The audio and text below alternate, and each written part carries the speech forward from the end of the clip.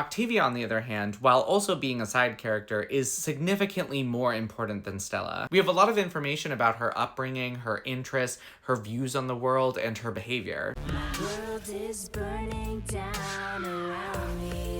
And while you might happen to not like her, she's actually not portrayed in a bad light at all. We're meant to understand where she's coming from. She's a teenager who's had her whole world upended by someone that she loved and trusted. And it's true Stolas didn't know all of this would happen, and we're meant to sympathize with him. But he took the risk of breaking the law in the first place and letting Blitz use his grimoire. It wasn't my choice. It was your choice. You chose him. The fact that we're meant to sympathize with Stolas doesn't mean we're not also supposed to sympathize with her. Whether Stolas did the right thing or not, he still lied to Octavia. Are you gonna run off with him?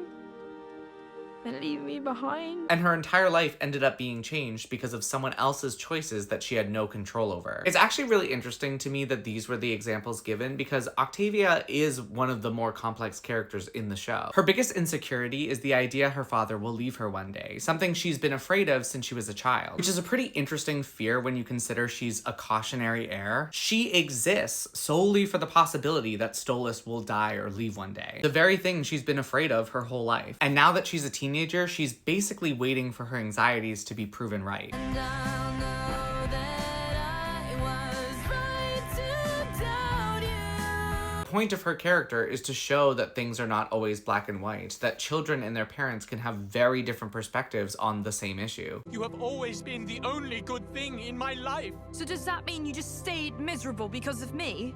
Was I some fucking obligation? And just because she has less information about what's going on doesn't make her feelings any less valid. That is what the show is telling us. It is very much not portraying her in a bad light. Everybody's got issues, especially Dad.